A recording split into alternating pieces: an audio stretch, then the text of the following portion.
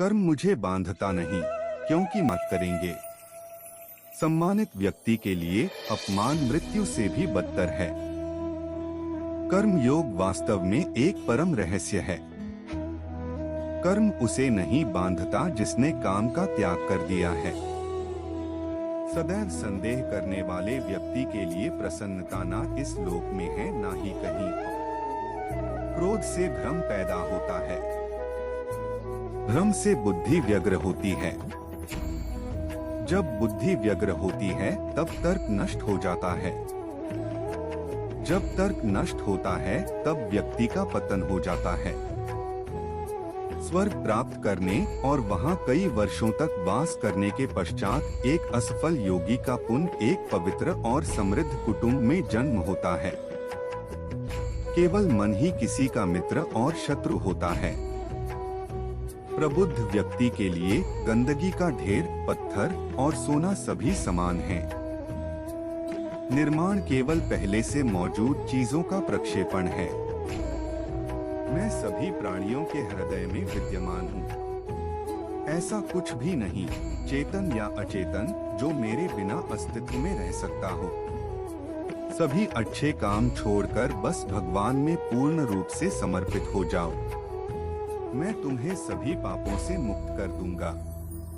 शोक मत करो।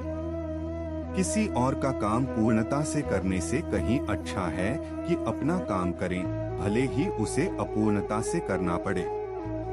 मैं उन्हें ज्ञान देता हूँ जो सदा मुझसे जुड़े रहते हैं और जो मुझसे प्रेम करते हैं। जो मन को नियंत्रित नहीं करते उनके लिए वह शत्रु के समान कार्य करता है। बुद्धिमान व्यक्ति का मुख सुख में आनंद नहीं लेता। आपके सार्वलौकिक रूप का मुझे न प्रारंभ न मध्य न अंत दिखाई दे रहा है। जो कार्य में निष्क्रियता और निष्क्रियता में कार्य देखता है वह एक बुद्धिमान व्यक्ति है। मैं धरती की मधुर सुगंध हूँ।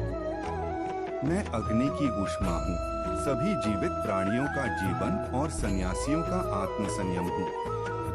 तुम उसके लिए शोक करते हो जो शोक करने के योग्य नहीं है, और फिर भी ज्ञान की बातें करते हो। बुद्धिमान व्यक्ति ना जीवित और ना ही मृत व्यक्ति के लिए शोक करते हैं। कभी ऐसा समय नहीं था जब मैं, तुम या ये राजा महाराजा अस्तित्व में नहीं थे। ना ही भविष्य में कभी ऐसा होगा कि हमारा अस्तित्व समाप्त हो जाए। बुद्धिमान व्यक्ति को समाज कल्याण के लिए बिना आसक्ति के काम करना चाहिए। जो व्यक्ति आध्यात्मिक जागरूकता के शिखर तक पहुंच चुके हैं, उनका मार्ग है निःस्वार्थ कर्म। जो भगवान के साथ संयोजित हो चुके हैं, उनका मार्ग है स्थिरता और शांति। यद्यपि मैं इस तंत्र का रचयिता हूँ, लेकिन सभी को यह ज्ञात होना चाहिए कि मैं कुछ नहीं करता और मैं अनंत हूँ। जब वे अपने कार्य में आनंद खोज लेते हैं, तब वे पूर्णता प्राप्त करते हैं। वह जो सभी इच्छाएं त्याग देता है और मैं और मेरा की लालसा और भावना से मुक्त हो जाता है, उसे शांति प्राप्त होती है। मेरे लिए ना कोई घृणित है ना प्रिय डॉट, किंतु जो व्यक्ति भक्ति के साथ मेरी पूजा करते हैं वो मेरे साथ हैं और मैं भी उनके साथ हूँ। जो इस लोक में अपने काम की सफलता की कामना रखते हैं वे देवताओं का पूजन करें। मैं ऊष्मा देता हूँ, मैं वर्षा करता हूँ और रोकता भी हूँ। मैं अमर्त्य भी हूँ और मृत्यु भी। बुरे कर्म करने वाले सबसे नीच व्यक्ति जो राक्षसी प्रवृत्तियों से जुड़े हुए हैं और जिनकी बुद्धि माया ने हर ली है, वो मेरी पूजा या मुझे पाने का प्रयास नहीं करते। जो कोई भी जिस किसी भी देवता की पूजा विश्वास के साथ करने की इच्छा रखता है, मैं उसका विश्वास उसी देवता में दृढ़ कर देता हूँ। मैं भूत, वर्तमान और भविष्य के सभी प्राणियों को जानता हूँ, किंतु वास्तविकता में कोई मुझे नहीं जानता। अपने अनिवार्य कार्य करो, क्योंकि वास्तव में कार्य करना निष्क्रियता से बेहतर है। व्यक्ति जो चाहे हैं और मैं उनके जीवन में आता हूँ। ज्ञानी व्यक्ति को कर्म के प्रतिफल की अपेक्षा कर रहे अज्ञानी व्यक्ति के दिमाग को अस्थिर नहीं करना चाहिए। हर व्यक्ति का विश्वास उसकी प्रकृति के अनुसार होता है। प्रबुद्ध व्यक्ति सिवाय ईश्वर के किसी और पर निर्भर नहीं करता। मेरी कृपा से कोई सभी कर्तव्यों का निर्वाह करते हुए भी बस मेरी शरण में आकर अनंत अविनाशी निवास को प्राप्त करता है। वह जो मृत्यु के समय मुझे स्मरण करते हुए अपना शरीर त्यागता है, वह मेरे धाम को प्राप्त होता है। इसमें कोई संशय नहीं है। जन्म लेने वाले के लिए मृत्यु उतनी ही निश्चित है जितना कि मृत होने वाले के लिए जन्म लेना। इसलिए जो अपरिहार्य है उस पर शोक मत करो।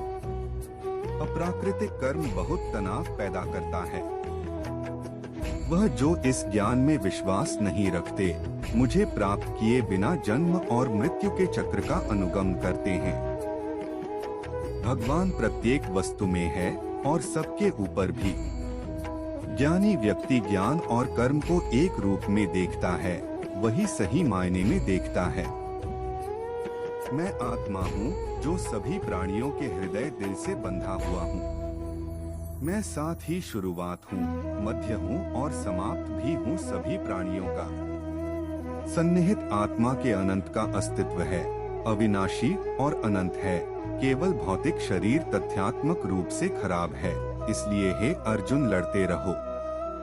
भगवान या परमात्मा की शांति उनके साथ होती है जिसके मन और आत्मा में एकता सामंजस्य हो, जो इच्छा और क्रोध से मुक्त हो, जो अपने स्वयं खुद के आत्मा को सही मायने में जानते हो।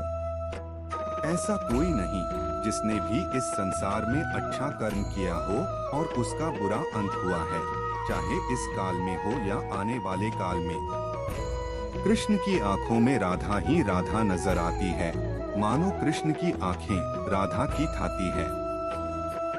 जमाने का रंग फिर उस पर नहीं चढ़ता।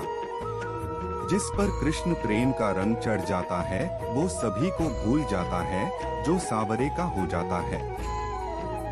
प्यार दो आत्माओं का मिलन होता है, ठीक वैसे ही जैसे प्यार में कृष्ण का नाम राधा और राधा का नाम कृष्ण होता है।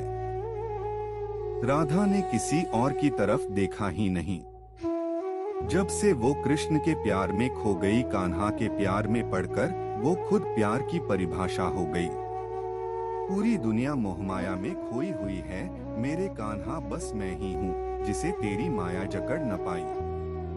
बिना देखे तेरी तस्वीर बना सकते हैं, बिना मिले तेरा हाल बता सकते हैं। हमारे प्यार में इतना दम है, तेरे आंसू अपने आंखों में गिरा सकते हैं।